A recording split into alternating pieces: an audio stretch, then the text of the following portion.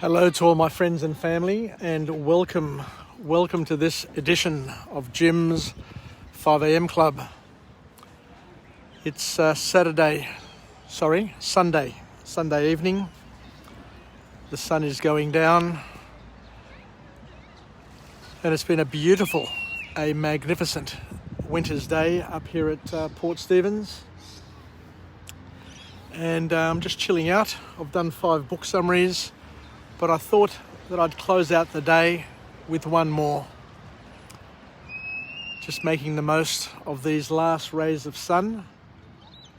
And the book summary that I want to talk about today is an interesting book. It's a little bit different to the book summaries that I normally do. And it's a book summary entitled The World Until Yesterday. The World Until Yesterday, written by an author named Jared Diamond. So this book summary, once again, is a little bit different, but what it is, I think it's more a book on behavioural science, on anthropology, just to give us a bit of a look at how humans functioned in the past and how a lot of that functioning in the past is still incorporated into our daily lives even today. So the author kicks off the book with a quote where he says that factual knowledge is not always sufficient by itself to motivate an adaptive behaviour. At times, a symbolic belief system that departs from factual reality fares much better. So what are we talking about here? So what we'll do is the author takes us on a bit of a journey and takes us back 11,000 years. And he says that it was a critical and an important period in human development where the humans transferred from a hunter-gatherer sort of lifestyle, and they moved to a agricultural lifestyle, which was a significant change. But with that change came a change in the way we interacted with each other, how we lived, how we saw the world, and how we saw our place in the world. So what the author says is that about 11,000 years ago, people settled down. So instead of becoming or staying hunter-gatherers and being nomads, they settled down into smaller communities and made the most of that new lifestyle to enable us to grow and develop and basically change as a human race. I'm not saying that all communities adapted and changed. There are some communities, like the Indigenous communities of Australia, for example, who continued to be hunter-gatherers and never quite settle down. But for the communities that settled down, with that settling came a complete change in the way that we lived our lives and saw ourselves. So what happened was, at about 11,000 years ago, the author says that we underwent a population explosion. Because as people got together and were populated in urban communities or village communities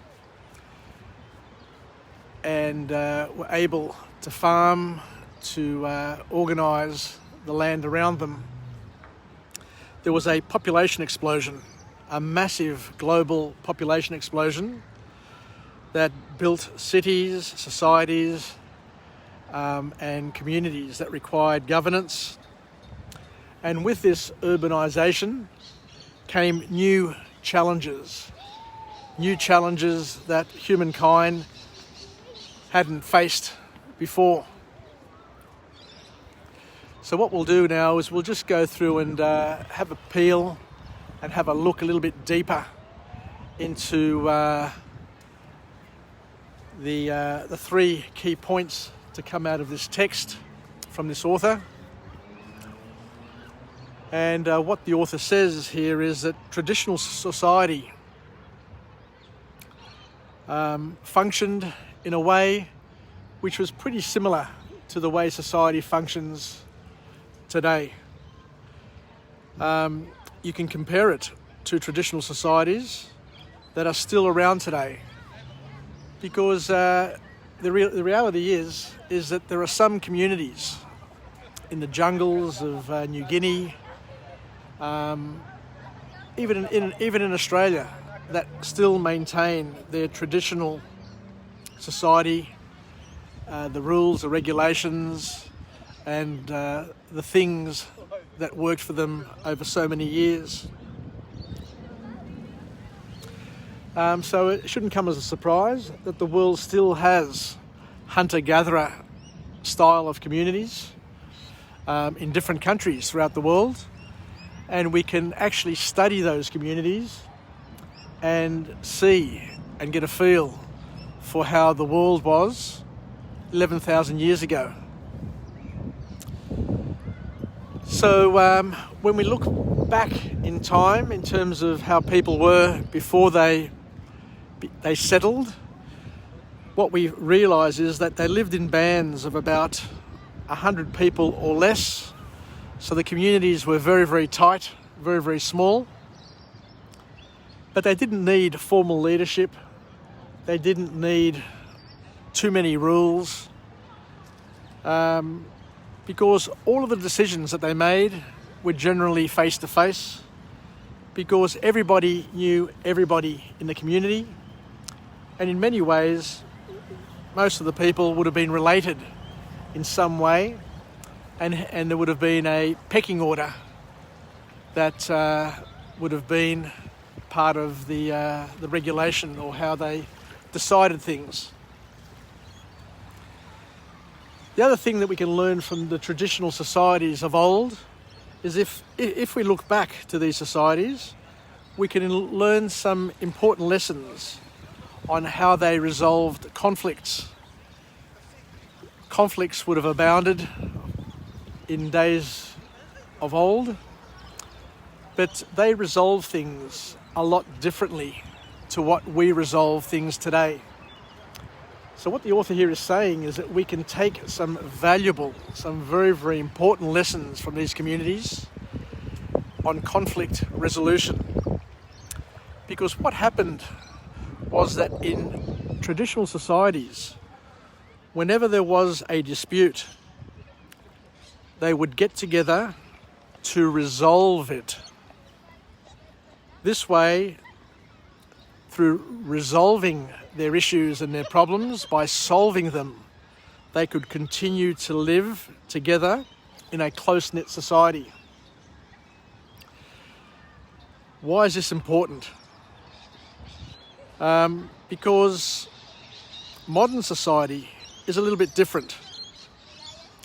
In the old days, in these traditional societies, there was regret, and people would resolve things, but they would regret what they did, and they would have to pay some sort of compensation as a validation of that regret. However, when we change speed, when we change the way we look at things and we look at modern society, what we find is we've got a completely different way of resolving issues and problems. As we said, in olden societies, in traditional societies, people would solve their problems. They would resolve conflict in a way that would enable people to live together in a tight-knit society. The author here reminds us how things have dramatically changed over time. In modern society, we spend a lot of time going to court, which makes things worse, according to the author, because it's harder for the parties to reconcile. Because once you get lawyers involved, once you get third parties involved, and you get, I guess, a little bit of aggressive in terms of your posturing and what you want to do, it makes things harder for people to live together. People go to court, they rip each other to shreds. You see it all the time with divorces and with family sort of issues. These days, it's very, very hard for a family to bring itself back together into a tight-knit group after an issue or a problem. Because what happens is that we have forgotten the ways of old in terms of how we used to resolve things. And these days, people, I guess you see it all the time, people are happy to part ways and just hate each other's guts for the rest of their lives. It wasn't the case in traditional societies, according to the author. Because, as we said, there are still traditional societies around the world, hunters and gatherers, who live in very, very similar ways to the past. And you see, in terms of the way they operate, they come together, they resolve things, they offer penalties, punishments, which are accepted, and life goes on. So, important lessons for all of us. You know, whilst we may have progressed in some ways, we've regressed in many others. The other thing that the author talks about in this book is that child rearing has changed, the way we bring up our children. The author here talks about traditional society, and he said that in traditional society, children were brought up by family, friends, other members within the society, and it was a lot more integrated, so to speak. It wasn't necessarily the parents bringing up the children, but the grandparents were involved, the uncles, the aunts, and other people that made up the society. So the children grew up to be a lot more respectful, a lot more loving, and a lot more connected to the world around them, to the people around them. There was a sense of obligation. I grew up with uncles and aunts, and I love them. I still love them.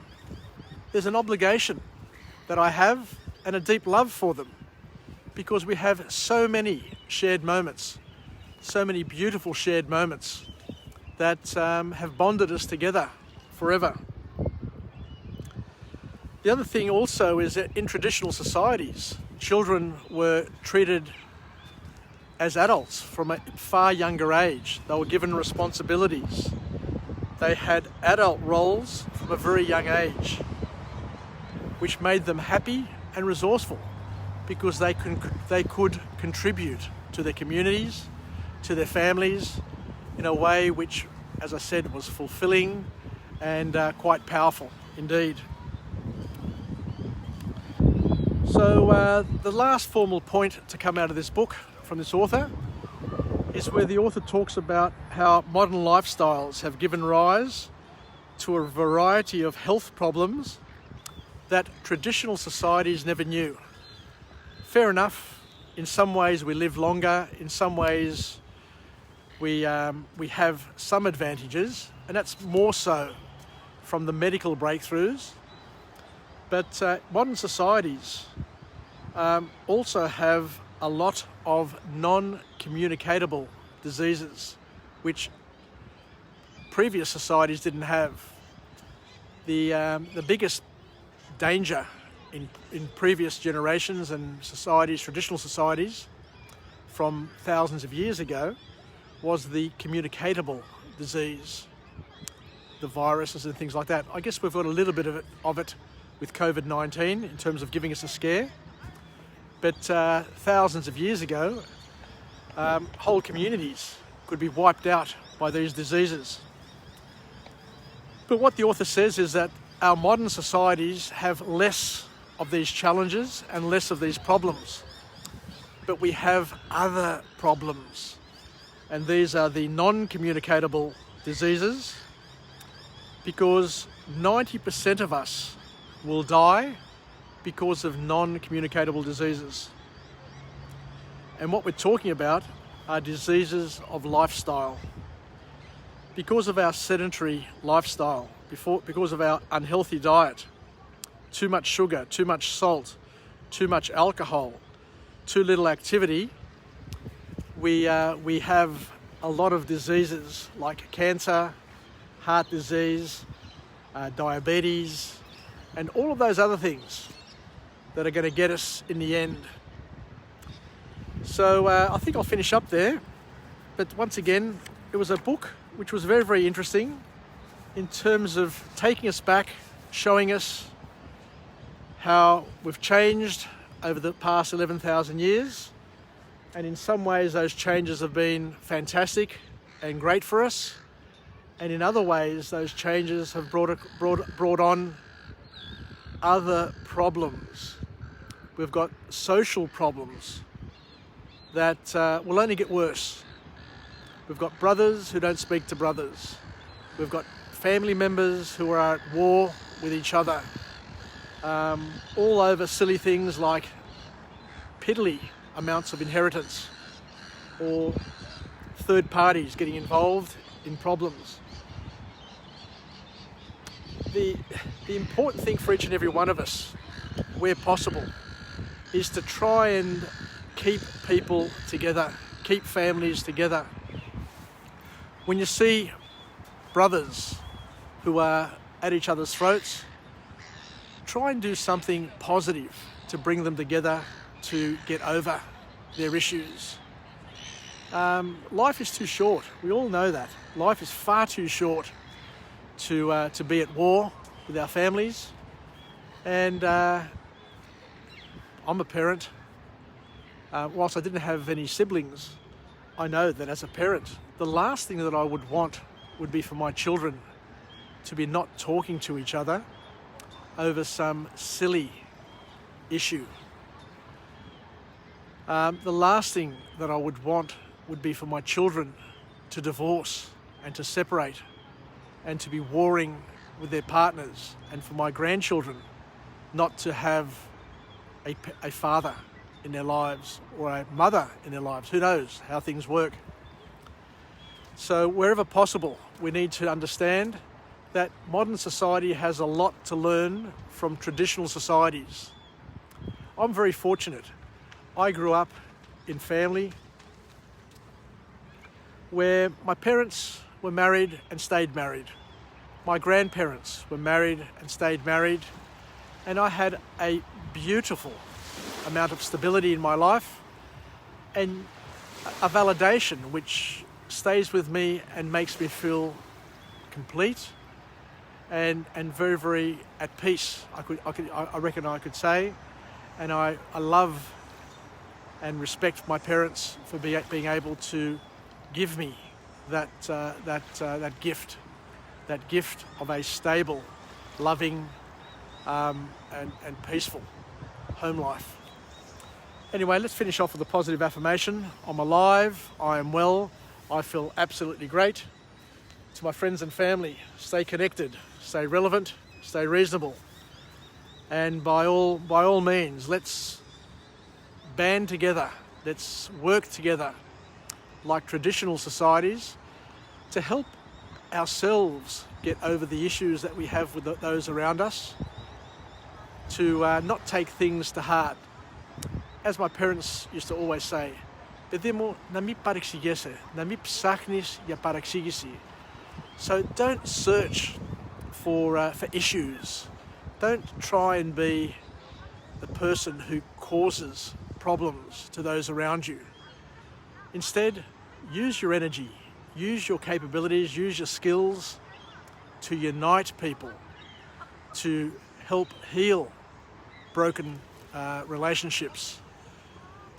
They don't have to love each other, but at least be cordial and to not continue the battle that keeps on raging for years and years and years and eats away at all members of the family, not just the warring brothers or uncles or people who don't talk, or the divorced couple, but it impacts a whole circle of people around them and continues to do so for years and years and years, and causes great trauma, to say the least. So to those who are warring, to those who are continuing to fight, just understand that you are causing disruption to not only yourself and the other party, but to all the people around you, even if they don't talk about it. So it's bad form, to put it mildly. So if there's one thing that we can learn from societies of old, is to resolve your issues as best you can, and be humble. Anyway, I think I'll finish up now. So thank you very much for joining me. It's almost dark. It's dusk. You can see those final orange tinges on the horizon. It's been a fantastic day.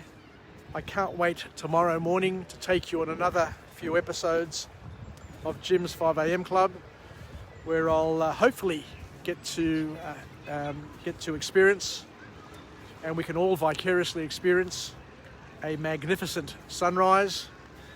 It was a beauty this morning. I hope to go somewhere else tomorrow morning, but we'll see how we go.